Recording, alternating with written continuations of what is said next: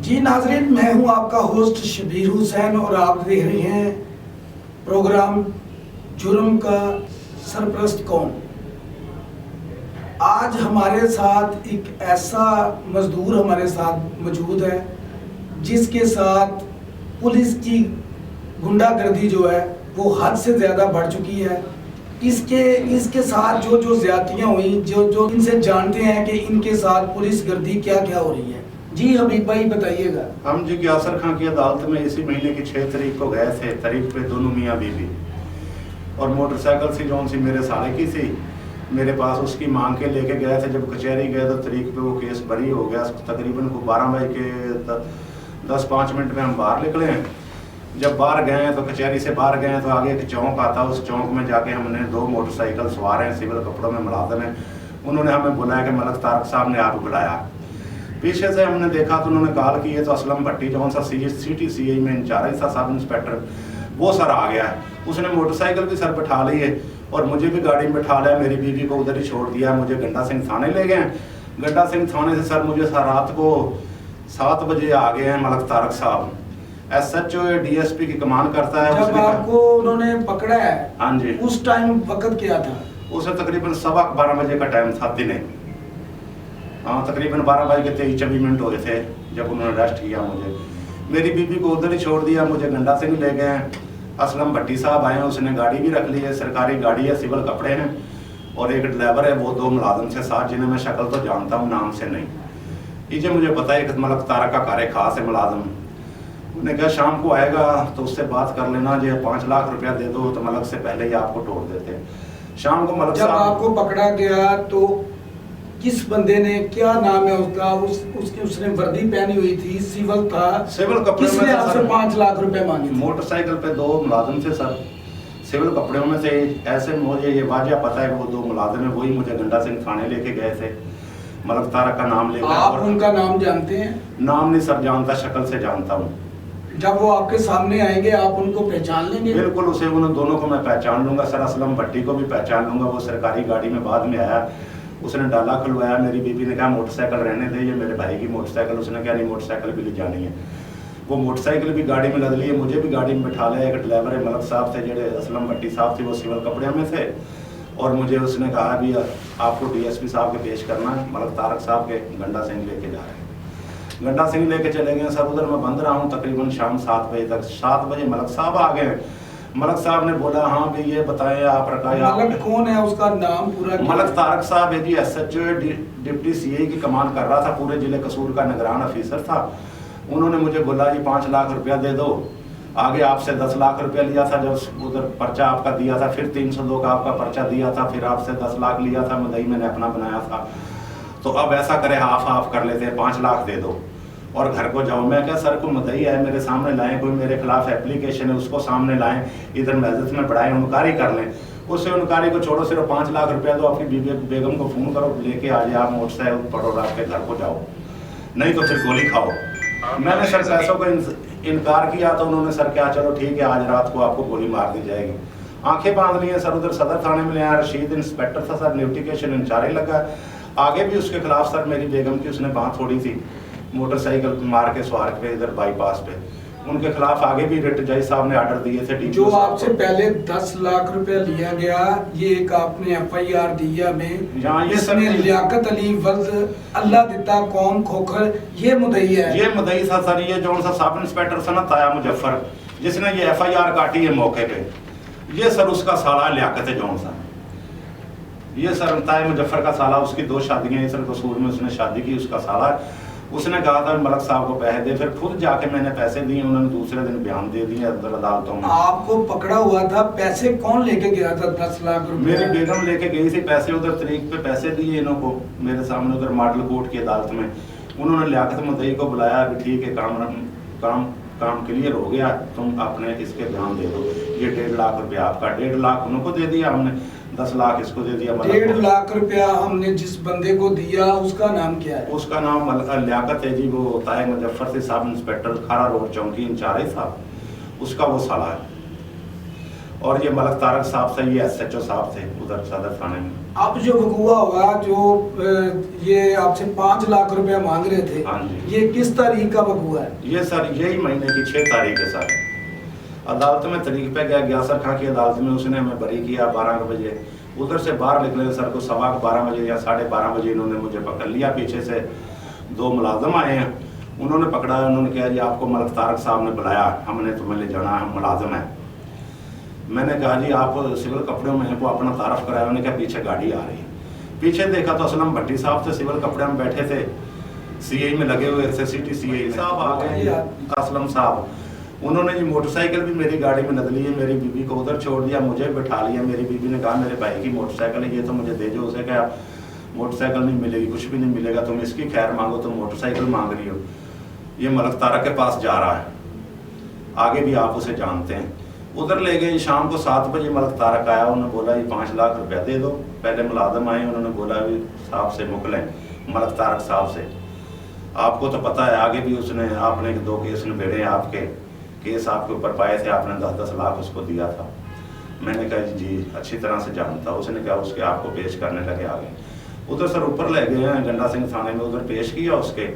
तो वो सर मनोक वगैरह ये चीज़ें खा रहा था। मुझसे कौन चीजें खा रहा था? किससे आपकी मुलाकात? मलक तारक से सर। SHO DSP की कमान कर रहा है, CI जिले कसूर पूरे की, निगरान ऑफिसर लगाया हुआ था DPO साहब ने।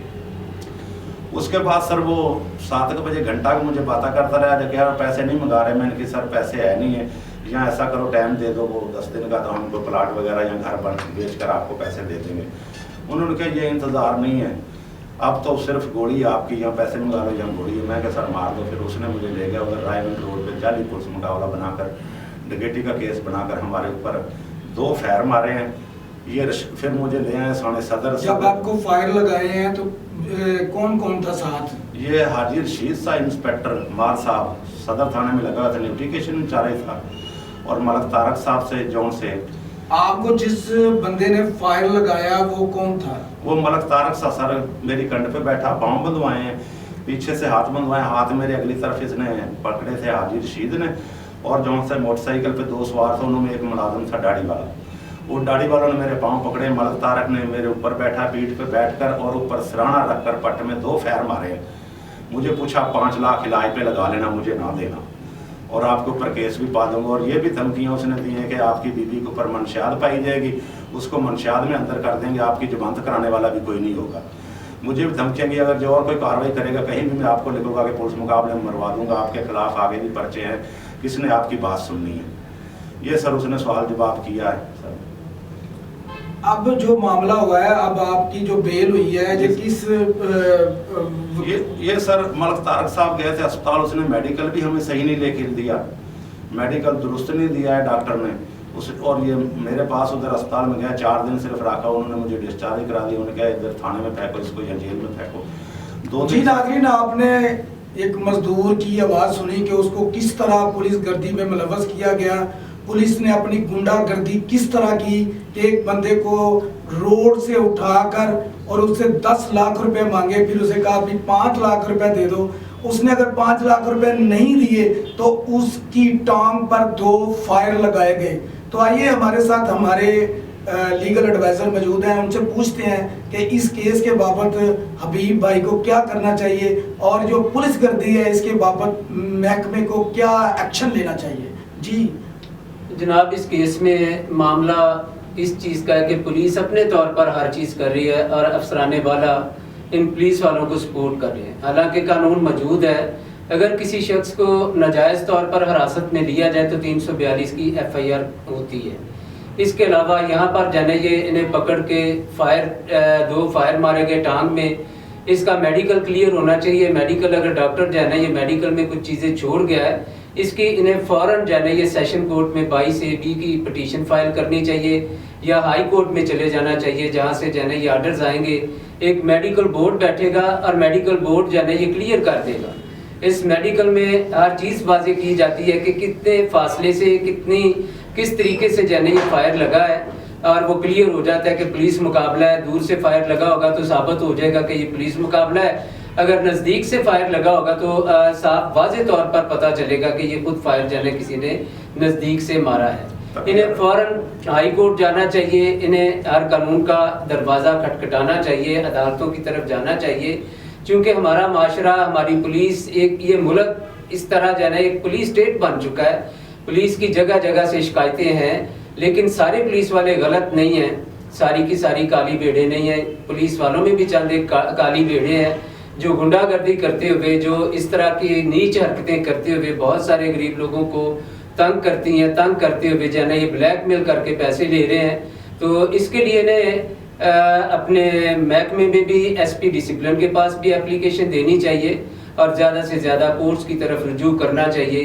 कोशिश करनी चाहिए जिस जगह से इन्हें अरेस्ट किया गया, सिविल कपड़ों में चूँकि अरेस्ट किया गया, वहाँ पर अगर कोई सीसीटीवी मिल जाती है तो इनके केस की बेस बन जाएगी कि किस हालत में, किस जगह से और किस तरीके से इन्हें अरेस्ट किया गया।